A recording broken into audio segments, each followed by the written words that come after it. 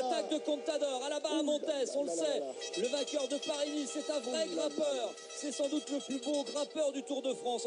Salut à tous et bienvenue sur After Cyclisme. Aujourd'hui, nouvelle vidéo du début mai, dit forcément Giro. On va parler du Giro du coup dans cette vidéo avec Colby. Colby, comment vas-tu? Ça va très bien, écoute, hein, c'est vrai que le Giro c'est toujours la partie de la saison où on a hâte de voir les coureurs et surtout on a envie de voir les grimpeurs s'exprimer. Et là pour le coup on a la chance, on a un plateau exceptionnel avec un petit focus sur deux coureurs dont on va parler. Exactement, on va notamment parler aujourd'hui de Remco Evenepoel forcément et de Primoz Roglic. Mais avant ça, on va parler surtout du Giro 2022. Déjà, on va faire un petit résumé de ce qui s'est passé pour nous rafraîchir tout ça.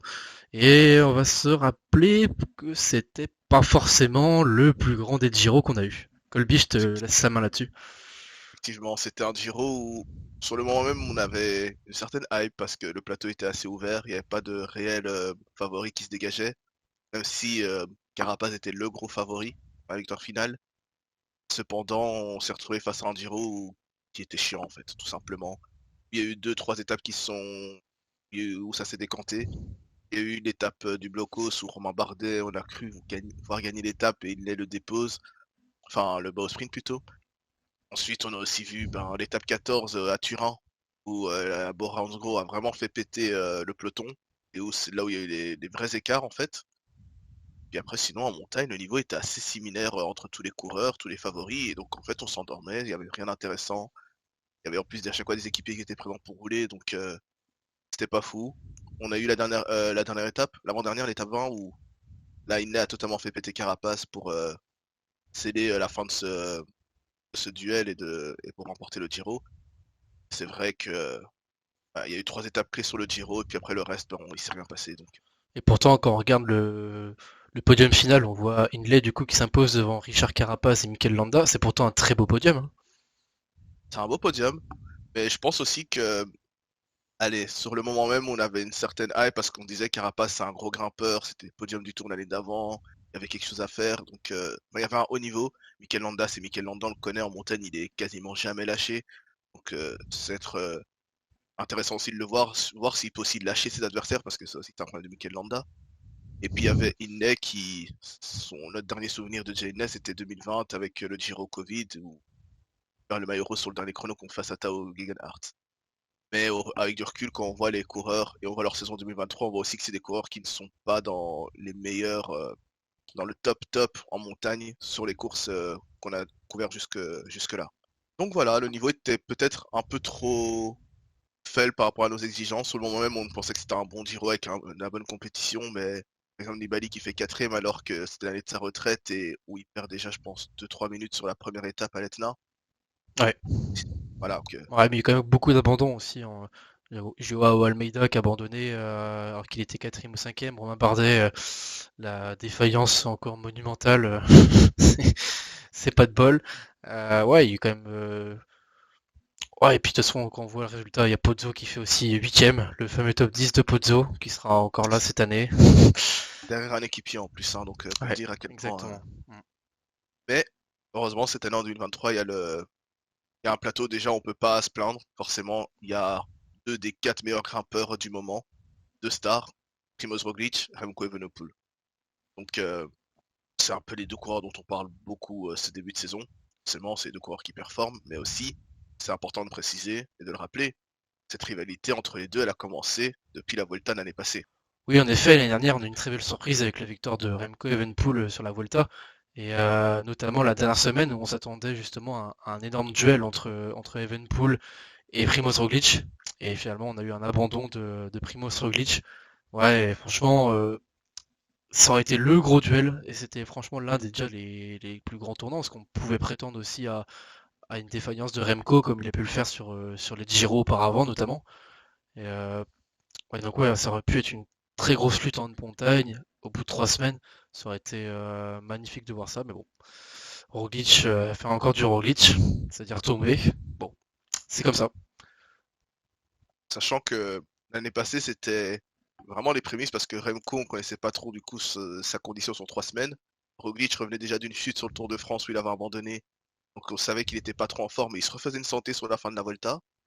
Et en plus, entre les deux, il y avait quand même Henrik Mas qui était aussi là en train de jouer les troubles faites. Et donc, il y avait une bataille à 3, ce qui fait que un marquage, enfin, course à 3, c'est plus compliqué qu'une course à un contre un, il faut juste marquer son adversaire.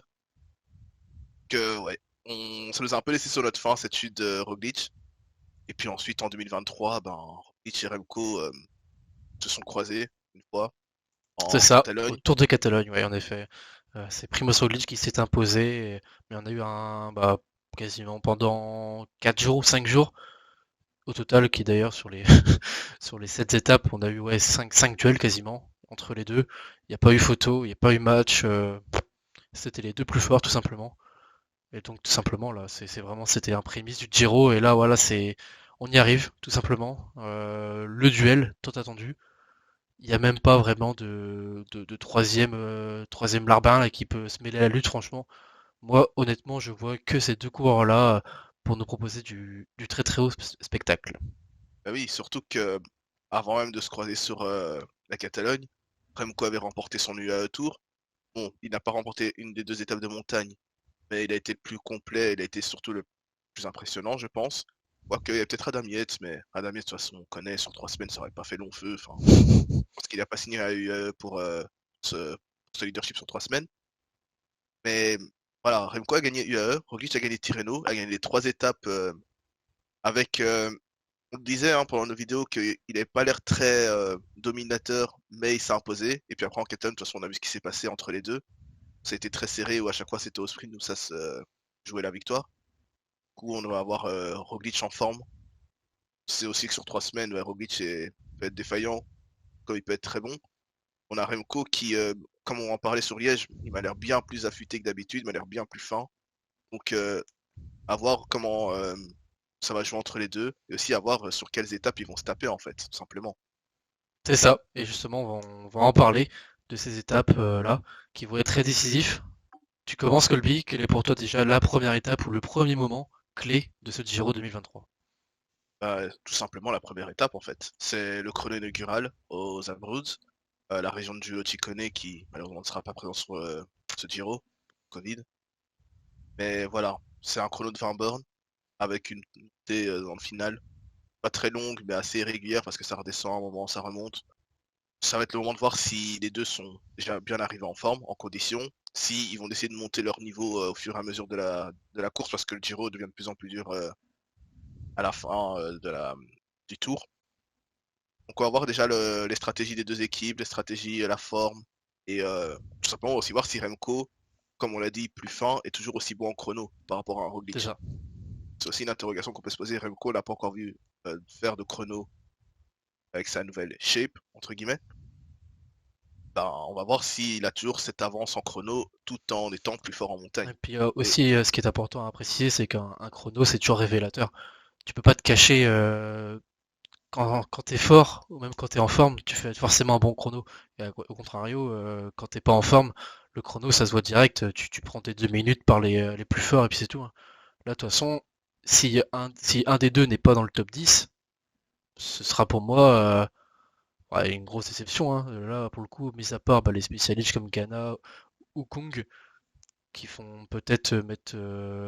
bon, et encore, c'est même pas sûr qu'ils mettent un écart avec la difficulté de la dernière boss, mais ouais, ils peuvent limite jouer déjà pour la victoire d'étape, hein. ensuite, il y a l'étape 4. Je sais pas si tu as devant toi, donc celle du mardi 9 mai. Exactement. Venosa et Lago Laceno. Ouais, c'est une grosse étape, c'est l'une des premières limites étapes avec autant de dénivelé. Il me semble qu'il y a 3500 mètres de dénivelé positif sur l'étape là. Ouais, ça me fait penser un peu à l'étape de 2019, il me semble, où Thomas De Gendt s'était imposé. C'était une étape avec énormément de dénivelé positif. Bon, là, c'est un peu plus différent. Là, c'est quand même un peu plus d'école, un peu plus long. Mais en termes de dénivelé, voilà, c'est une étape là où il ne va pas y avoir de temps mort une seule fois. Ça monte, ça descend, ça remonte, ça redescend, ça remonte, ça redescend. Et ça finit par le Colle Molena, donc un col de 10 bornes quasiment à 6%. C'est peut-être bien le premier test en tout cas. On verra tout de suite les premiers vrais éléments de qui est le plus fort ou qui est le moins fort. Ça me fait penser un peu à cette étape en 2021 à Sestola, sur le Giro aussi, où il y avait énormément d'écart entre les coureurs. Ça n'a pas été la course la plus dure, mais où il y a déjà eu des premiers écarts entre du Simon Yates, du Egan Bernal par exemple, et où à la fin, bah, ces petits écarts ont compté pour le classement général. Donc c'est le genre d'étape qui, oui, n'a pas l'air trop impressionnant de son papier parce que forcément le Giro a des gros parcours, mais c'est vrai que celle-ci va quand même faire mal. Et 3 jours plus tard, ils vont se retrouver sur la première vraie étape de montagne, le premier gros test, qui est Capua Gran Sasso d'Italia, avec le Campo Imperatore, un col qui est souvent grimpé sur le Giro. J'ai envie de te laisser sur cette question simple. Qui, selon toi, aura l'avantage sur cette première étape de montagne entre Roglic et Remco Evenepoel? Ah, c'est pas une question très simple, parce que c'est le premier vrai test, c'est la première arrivée aussi à plus de 2000 mètres d'altitude. Donc là, on arrive, il me semble, à 2100, plus de 2100 mètres, donc c'est vraiment très très haut, c'est vraiment là le pur grimpeur qui peut s'imposer ou qui va tout simplement s'imposer, à part si l'échappée va au bout. Mais ouais, c'est déjà, au bout de cette étape, il va y avoir déjà d'énormes écarts quasiment, hein. Là, plus de 2000 mètres, c'est le test. Et là, la question entre les deux, savoir qui arrivera le premier, allez, je te dirais peut-être Primoz Roglic. Ok. Et pour finir ce week-end de première semaine de Giro, nous aurons un chrono étape 9 qui sera du coup Savignano sur le Rubicone à Cesena. Un chrono tout plat de 31 bornes. Ça va faire 2 chronos dans la même semaine. Ça va encore remettre des écarts sur le classement général, tout ça. À mon avis, celui qui fera la différence la veille ou l'avant-veille, à plus de 2000 mètres d'altitude, il sera forcément aussi bien dans ce chrono. Et bon, mis à part renversement, là ce serait fabuleux d'ailleurs que celui qui prend une minute à plus de 2000 mètres d'altitude arrive à mettre une minute au chrono, mais j'aurais un peu de mal à y croire. Ouais, si c'est un Roglic qui s'impose au sommet, et à mon avis, derrière, ils ont tellement les capacités semblables que j'ai un peu de mal à y croire.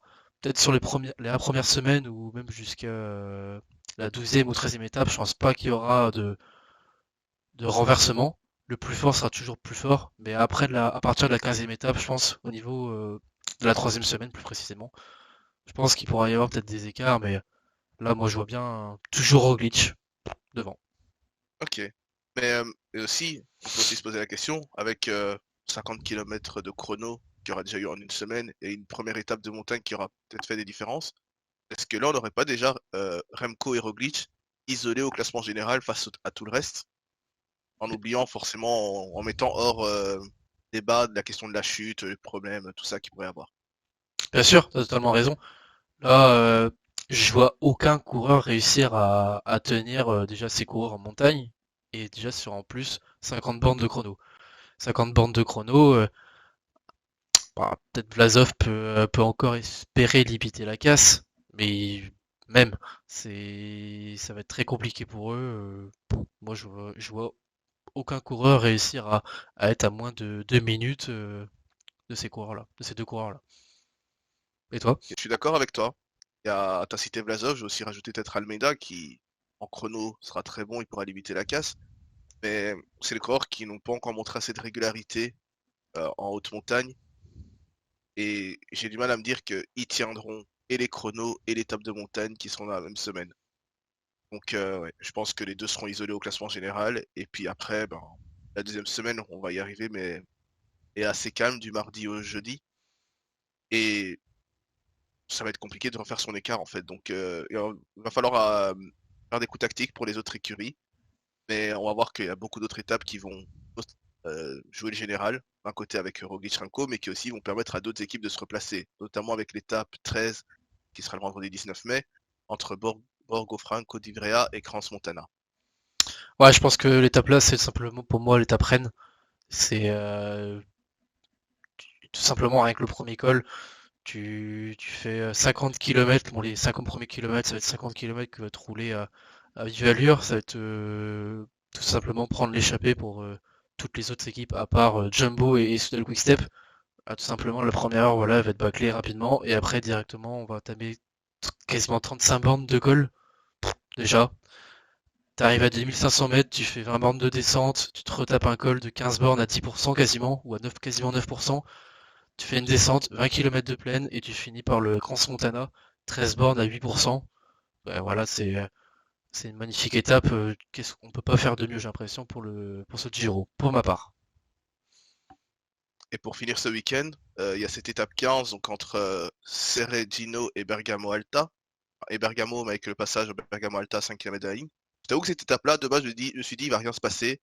Mais au fil de l'année passée, ce qui s'est passé avec l'étape de Torino et le coup de force de la Bora qui a vraiment isolé tous les coureurs, je me dis, pourquoi pas sur ce genre d'étape, en fait, avoir un mouvement de course avec soit la Soudal Quick-Step ou même une autre équipe qui sera derrière, mais pour mettre à mal la Jumbo. On peut se dire qu'à côté, il y a la Soudal qui va arriver avec une grosse armada, tandis que sur des étapes un peu de transition, on peut facilement mettre à mal la Jumbo, quoi. Et ben tu vois, moi j'ai un peu de contredire, j'ai un peu de mal à voir beaucoup de choses se passer dans cette étape-là. Bah, à part s'il avait été placé en première semaine. En première semaine, j'aurais dit ouais, sûr à 100%, va y avoir des gros coups de pression, des attaques de loin, des équipes qui vont rouler à bloc. Mais là, 15e étape, Et 2 journées de repos en plus, ouais, c'est vrai. ouais, ouais, je sais pas. Peut-être qu'il va se passer des choses, mais j'ai un peu de mal à y croire. 15e étape, je me dis plus que ça va se jouer pour les baroudeurs. Une échappée de loin, et j'ai un peu de mal à y croire en tout cas. Et donc, tu en as parlé de cette 3e semaine qui va arriver où là, justement, tout va être renversé et tout peut se passer. On commence la 3e semaine et la dernière ligne droite vers cette fin de Giro avec l'étape 16, Sabio Chiese à Monte Bandone. 4 bons cols, c'est le Giro, spécifique Giro. Pas moment de répit, c'est une étape qui est un peu longue en plus, qui fait quasiment plus de 200 bornes. Ouais, puis tu finis derrière sur un col, t'arrives à 1500 mètres d'altitude, ça va, c'est pas non plus fou. Mais 20 après, km de montée quand même. c'est ça, c'est 20 bornes de montée. Après déjà 15 jours éreintants, peut y avoir des surprises. Ensuite, il va y avoir une étape de transition pour les sprinters ou même pour une échappée. Et le jeudi, on va se retrouver directement avec une autre grosse étape de montagne entre Oderzo et Val d'Isoldo, 160 km. Ouais, le gros temps fort de cette journée pour moi, c'est le montée de Kouai, qui fait 6 km à 10%. Là, si un des deux coureurs sont le plus fort, derrière, tu as une petite descente et l'arrivée qui fait à peine 3 bornes. Si un des deux est plus fort aujourd'hui, à ce moment-là, bah, voilà, tu peux récupérer beaucoup de temps, je pense. Ensuite, là, on arrive à la fin de ce Giro, le dernier week-end où ça va continuer à monter forcément, comme le Giro a toujours fait, justement de faire des finales de courses très très intensifs en termes de grimpettes. Vendredi, on va se retrouver sur l'étape 19 avec Perguiné, Val, Sugana, jusque Caorle, 192 km avec au programme 4 ascensions. 5 même. Ouais, j'ai parlé de l'étape de Crans-Montana tout à l'heure, mais c'est vrai que celle-là aussi, elle est quand même magnifique, hein.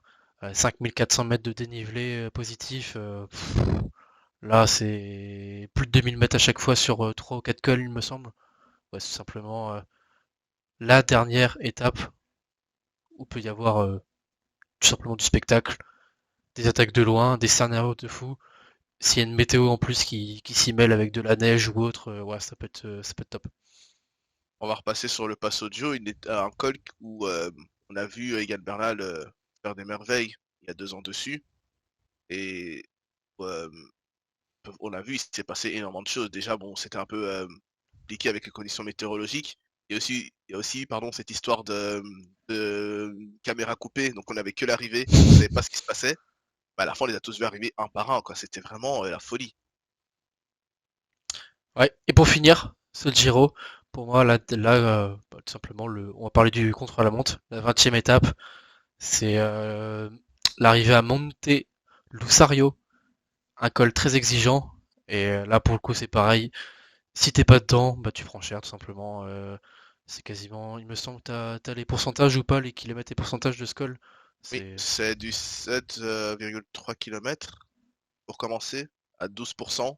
Puis après, tu as une partie un peu plus irrégulière où c'est aussi entre le plat et la remontée. Mais ouais, on arrive sur Ouais, un col très très exigeant. ouais, les 5 premiers kilomètres, ouais, à 15%. On a parlé de ce chrono qui ressemblait énormément à la planche des belles filles. Mais pour moi, il n'y a pas comparaison. Ce chrono est beaucoup plus exigeant. Il va y avoir une première partie avec le vélo de chrono et la deuxième partie avec le vélo de route traditionnel. Ouais, ça va être pour Primoz Roglic, ça va lui rappeler quelques souvenirs, je pense, quelques mauvais souvenirs en plus. Donc ouais, j'espère pour lui qu'il aura de l'avance, en tout cas, sur Remco Evenepoel. Et autrement, bah voilà, ce sera tout simplement, il faudra éviter la défaillance, et puis c'est tout. Au moins, là, il sait déjà qu'il est moins bon en chrono que Remco. Parce qu'on a encore pu en douter il y a 3 ans sur la planche des belles filles, parce qu'on connaissait pas trop le niveau de Pogacar en chrono. Là, il le sait. En chrono, Remco est meilleur que lui, donc si Roglic doit s'imposer, il doit être en avance. Maintenant, comme on l'a dit aussi, c'est la 3e semaine et si t'es cramé avant ce chrono-là, c'est pas 18 km qui vont faire que tu vas être mieux, seras toujours cramé. Donc voilà, la fraîcheur va beaucoup aussi jouer sur ce chrono, surtout qu'il y a des passages à du 22%, où là clairement tu l'as dit, t'es face à toi-même, hein, 22%. Si t'es pas bien, ben le casque là c'est plus il est juste un peu au-dessus, le casque il est littéralement retourné, il est derrière en fait. Ouais. Donc voilà, on verra bien. Et allez, le petit prono de fin de vidéo, qui tu vois finir devant l'autre entre Primoz Roglic et Remco Evenepoel? Ouais, si on enlève les chutes, les problèmes de santé, tout ça, allez, je miserais sur Remco. Et toi? Je pense pareil, que Remco en fait que monter en puissance à chaque fois au fur et à mesure de sa carrière, et que la Vuelta c'était peut-être que le début de sa longue route vers les classements par étapes.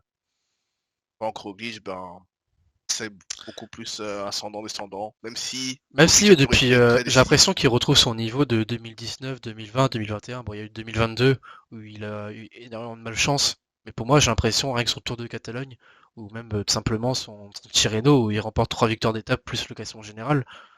Et il est très discret. Il a fait beaucoup de stages. On a parlé du niveau d'affûtage de Remco sur Liège. Mais Roglic de son côté, lui, tranquille de son côté, pas de pression. Je fais mon stage, il sait ce qu'il a à faire, il est expérimenté. Et s'il a pas de pépin mécanique, ça peut être du très grand Roglic.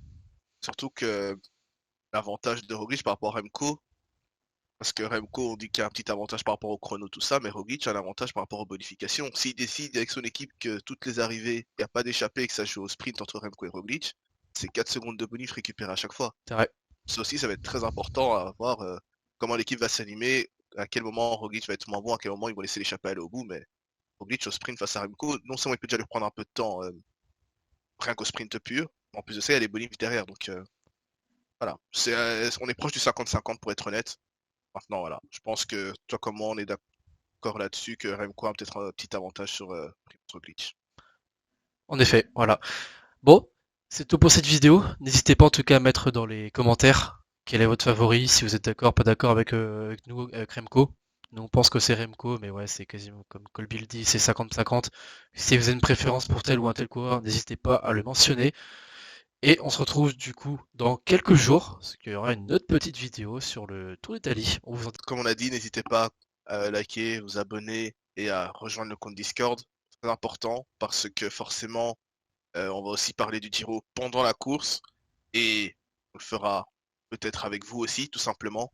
Donc n'hésitez pas à vraiment rester connecté et on se retrouve très vite hein, pour une prochaine vidéo. On ne dit pas plus, elle arrive très vite de toute façon. Ciao, ciao. Ciao!